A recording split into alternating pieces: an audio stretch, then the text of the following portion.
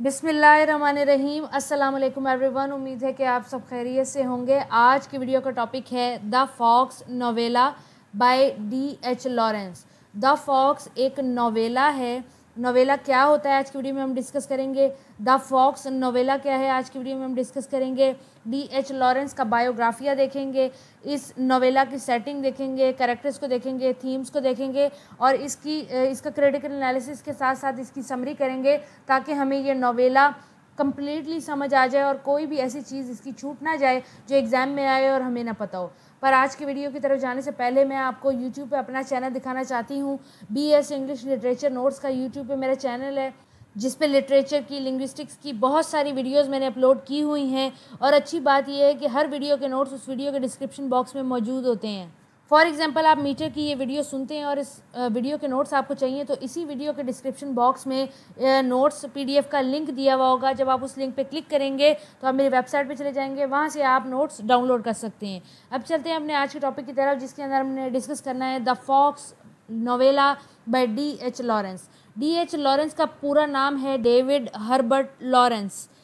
ये पैदा हुए हैं 1885 यूनाइटेड किंगडम के अंदर और इनकी डेथ हुई है फ्रांस के अंदर 1930 के अंदर। डेविड लॉरेंस जो हैं ये एक इंग्लिश राइटर हैं, इंग्लिश पोइट हैं, इंग्लिश नॉवेलिस्ट हैं, एसेइस्ट हैं, प्ले राइट हैं, लिटरेरी क्रिटिक हैं और पेंटर भी हैं, यानी कि बहुत सारे काम करते हैं। ये मशहूर हैं अपने कुछ वर्क से जिनका नाम है The Rainbow, Sons and Lover, Women in Love.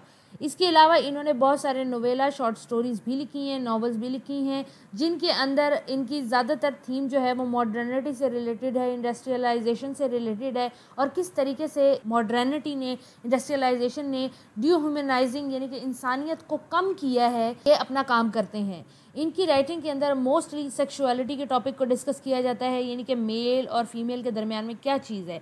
इसके अलावा इमोशनल हेल्थ यानी कि साइकोलॉजी से रिलेटेड इनके नावल होते हैं, वाइटलिटी पे होते हैं, स्पॉन्टेनिटी पे होते हैं और इंस्टिंक्ट पे होते हैं, यानी कि इंसान की साइकोलॉजी को कम्प्लीटली इन्होंने अपने नावल के अंदर कैप्चर किया है, इस नोवेला में भी किया है और हम उसको पढ़ेंगे कि किस तरीके। जब हम इस नोवेला द फॉक्स की बात करते हैं तो D.H. लॉरेंस ने 1922 के अंदर द डायल के अंदर इसको पब्लिश कराया। द डायल उनका एक वर्क है जिसके अंदर उन्होंने इस नोवेला को पब्लिश कराया। इस नोवेला के अंदर इंग्लैंड के बर्कशायर टाउन की स्टोरी सुनाई जाती है, जो कि टाइम पीरियड लिया है वर्ल्ड वार 1 टाइम पीरियड का, यानी कि वर्ल्ड वार 1 के बाद इंग्लैंड के अंदर जो विलेजेस हैं उनके अंदर क्या सिचुएशन चल रही है, इस नोवेला के अंदर उसको डिस्कस किया है। इसके अलावा साइकोलॉजिकल रिलेशनशिप दिखाया है 3 लोगों के दरमियान। इस नोवेला के अंदर 3 कैरेक्टर हैं हमारे पास, 2 फीमेल हैं और 1 मेल है। उनका क्या फिजिकल, साइकोलॉजिकल और लव ट्रायंगल और हेट्रेड ट्रायंगल जो उनके बीच में मौजूद है उस बारे में दिखाया हुआ है। नोवेला पब्लिश हुआ है 1922 के अंदर। इसके ऑथर D.H. लॉरेंस हैं। नोवेला होता क्या है? नोवेला एक ऐसी फॉर्म ऑफ लिटरेचर है, एक ऐसी पीस ऑफ लिटरेचर है, एक ऐसी पीस ऑफ फिक्शन या नॉन फिक्शन हो सकता है कि जो नॉवल से लेंथ में छोटा होता है और शॉर्ट स्टोरी से बड़ा होता है। नोवेला शॉर्ट स्टोरी और नॉवल का रला जुला एक मिक्सचर है, यानी कि नॉवल से छोटा होना चाहिए और शॉर्ट स्टोरी से बड़ा होना चाहिए। अगर हम वर्ड्स में बात करें तो 17,000 से लेकर 40,000 तक के वर्ड्स हम डाल सकते हैं किसी भी नोवेला के अंदर। लिखा हुआ प्रोज राइटिंग के अंदर होना चाहिए, यानी कि मीटर और राइम नहीं होना चाहिए। इस नोवेला की जो मेन थीम है वो है love and friendship, jealousy, loyalty, fidelity, sensitivity, submission और कंडीशनिंग। ये आहिस्ता आहिस्ता जब हम नॉवल को डिस्कस करेंगे हमें पता लगेगा। इन थीम को इस पैराग्राफ में भी डिस्कस किया हुआ है, आप इसको पॉज करके पढ़ सकते हैं। इसके बाद जब हम कैरेक्टर को देखते हैं तो इस नोवेला के अंदर 3 कैरेक्टर मौजूद हैं। पहले कैरेक्टर का नाम है मार्च, वो एक खातून है। बेनफोर्ड भी एक खातून है और ये दोनों आपस में दोस्त हैं और इनकी एज भी सेम है, लेट 20s के अंदर मौजूद हैं ये, यानी कि 28 इनकी एज है। हम कह सकते हैं कि 30 साल की ये होने वाली हैं। ये दोनों दोस्तें जो होती हैं बहुत अच्छी इनकी गहरी फ्रेंडशिप होती है और ये मिल के एक फार्म चला रही होती हैं। उस फार्म पे खेती बाड़ी भी होती है, जानवरों को भी पाला जाता है। इसके अलावा बत्तखें, मुर्गियाँ और इन्होंने इस तरह का सामान भी, पोल्ट्री का सामान भी रखा हुआ होता है। ये दोनों बहुत हंसी खुशी अपनी ज़िंदगी बसर कर रहे होते हैं कि इनके बीच में एक तीसरा कैरेक्टर हमारे पास आता है, हेनरी। वो एक सोल्जर है और वो इस फार्म को देखने के लिए इसलिए आया क्योंकि उसके ग्रैंडफादर इस फार्म को ओन करते थे। अब वो बेच चुके हैं इन दोनों लड़कियों को और ये दोनों मैनेज करती हैं, लेकिन हेनरी अपनी यादें ताज़ा करने आया है और वो आके मार्ज और बेनफोर्ड की जो दोस्ती है उसमें फूट डाल देगा, क्योंकि लव ट्रायंगल स्टार्ट हो जाएगा और हेट्रेड ट्रायंगल स्टार्ट हो जाएगा। तो इस वजह से ये तीनों कैरेक्टर की साइकोलॉजी इस नोवेला के अंदर दिखाई गई है। नोवेला की समरी को थोड़ा सा डिस्कस कर लेते हैं। नोवेला स्टार्ट होता है, सेटिंग को दिखाया जाता है कि सेटिंग जो है वो एक इंग्लिश या इंग्लैंड की कंट्री साइड के ऊपर है, यानी कि देहात के अंदर दिखाया है इंग्लैंड का। इसके अलावा दिखाया जाता है कि वर्ल्ड वार 1 अभी होके ही चुकी है और उसके बाद की कहानी बयान की जा रही है। स्टोरी कुछ इस तरीके से स्टार्ट होती है कि बर्कशायर इंग्लैंड का एक इलाका है, उसके अंदर एक बेली फार्म है। बर्कशायर एक गांव है जिसके अंदर एक फार्म का नाम है बेली फार्म। वो फार्म 2 औरतें चला रही हैं, मार्ज और बेनफोर्ड। दोनों औरतें बड़ी खुशी खुशी फार्म चला रही हैं और बड़े मुनज़्ज़म अंदाज में चला रही हैं। दोनों औरतों की एज जो है वो 28, 29, 30 के दरमियान है। 30 वो पहुंचने ही वाली हैं, यानी कि 29 to 30 उनकी एज है। वो अपनी जवानी क्रॉस कर रही हैं, बुढ़ापे की तरफ जा रही हैं। उनकी लाइफ के अंदर कोई भी मेल अभी तक नहीं आया, हत्ता कि उनके जो फार्म जिस पे वो वर्क कर रही हैं, जिसको मैनेज कर रही हैं, उस पे भी कोई मेल वर्कर मौजूद नहीं है। बहुत अरसा हो गया है कि उनका किसी मेल से इंटरेक्शन हुआ हो। वो दोनों हंसी खुशी ज़िंदगी बसर कर रहे होते हैं, लेकिन उनके फार्म के ऊपर एक बड़ी प्रॉब्लम आई हुई होती है और वो होता है एक फॉक्स। एक फॉक्स उनके फार्म में बार बार आता है और उनके जितना भी डायरी का स्टॉक होता है या उनकी चिकन्स हैं, उनकी हेन्स हैं, उनको मार जाता है। हत्ता कि उनकी जो गोट्स और शीप्स हैं उनको भी नुकसान पहुंचा जाता है, चीज़ों को तोड़ फोड़ जाता है, जिससे ये दोनों औरतें जो हैं बहुत परेशान हैं।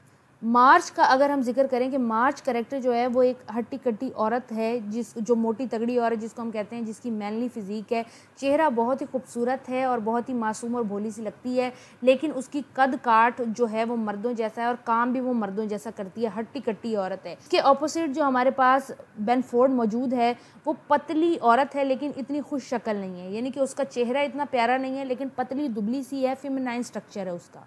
बेनफोर्ड ज़्यादा लॉजिकल और रीजनिंग है, ये ज़्यादा सियानी और समझदार है। मार्च जो है वो इमोशनल और सेंसिटिव किस्म की है, वो इतनी ज़्यादा लॉजिकल नहीं है। वो अपने फार्म में कामों के अंदर मसरूफ़ होती हैं, उनकी ज़िंदगी में किसी चीज़ की कमी नहीं होती, उन्हें ज़रूरत भी महसूस नहीं होती कि उन्हें अपनी ज़िंदगी में अब किसी आदमी की ज़रूरत है, क्योंकि वो अपने लेट 30s के अंदर मौजूद है, हंसी खुशी ज़िंदगी बसर कर रही है। अचानक एक दिन ऐसा होता है कि फॉक्स आ जाता है फार्म के अंदर, तो मार्च का उससे सामना हो जाता है। मार्च जो है हमारा करेक्टर, वो उसको मारने की कोशिश करती है लेकिन वो उसको मार नहीं पाती, क्योंकि जैसे ही वो फॉक्स को देखती है उसे पता लगता है कि वो एक मेल है। मेल होने के साथ साथ उसका रोब, दबदबा, उसकी गैबत देख के मार्च उससे बड़ा मुतासिर हो जाती है, उसकी आंखों में देख के, यानी कि वो मैन की मैस्कुलिनिटी जो है वो फॉक्स से यहाँ सिंबलाइज की जा रही है कि जो फॉक्स है वो सिंबल है मेलनेस का। इस वजह से मार्च उसको मार नहीं पाती। खैर फॉक्स चला जाता है और मार्च ऐसे ही रह जाती है। होता ये है कि कुछ दिन बाद एक और कैरेक्टर की एंट्री होती है जिसका नाम है हेनरी ग्रैंडफिल। हेनरी ग्रैंडफिल जो है वो इस फार्म के ओनर का ग्रैंडसन था, यानी कि इस फार्म का जो ओल्ड ओनर था उसका ग्रैंडसन है हेनरी, और वो अपने ग्रैंडफादर के ओल्ड फार्म को विज़िट करने के लिए आया है। हेनरी एक मिलिट्री सोल्जर है और उसने वॉर में भी पार्टिसिपेट किया था। इसके अलावा अब वो अपने कंट्री में वापस आया है और फार्म की लाइफ आके इंजॉय करना चाहता है। वो आके रिक्वेस्ट करता है बेनफोर्ड और मार्च से कि उसको फार्म पे रहने की जगह दे दी जाए ताकि वो कुछ टाइम यहाँ इंजॉय करे, उसके बाद वो मूव कर जाएगा। बेनफोर्ड और मार्च जो हैं वो उसको इजाज़त दे देती हैं कि वो यहाँ पे रहे। बेनफोर्ड जो है वो हेनरी को एज अ फ्रेंड ही देखती है, वो उसके लिए कोई लव इंटरेस्ट डेवलप नहीं कर पाती, लेकिन मार्च इमोशनल होती है और वो हेनरी के लिए मैस्कुलिनिटी देखने के बाद वो उससे लव इंटरेस्ट डेवलप कर लेती है। और हेनरी को भी इस बात का पता लग जाता है कि मार्च जो है वो मुझ में इंटरेस्टेड है, तो हेनरी मार्च को प्रपोज़ कर देता है। जब वो उसको प्रपोज़ करता है तो मार्च एक्सेप्ट कर लेती है कि हाँ मैं तुमसे शादी करूँगी, लेकिन जब उसकी मार्च बेनफोर्ड को बताती है कि इस तरह से मुझे हेनरी ने प्रपोज़ किया है, तो बेनफोर्ड इसके बहुत ज़्यादा ख़िलाफ़ होती है, जिससे वो बहुत ज़्यादा हर्ट हो जाती है और हेनरी को मना कर देती है। मार्च एक लेटर लिखती है जिसमें वो हेनरी से कहती है कि मैं तुमसे शादी नहीं कर सकती, वो उसको डिनाई कर देती है।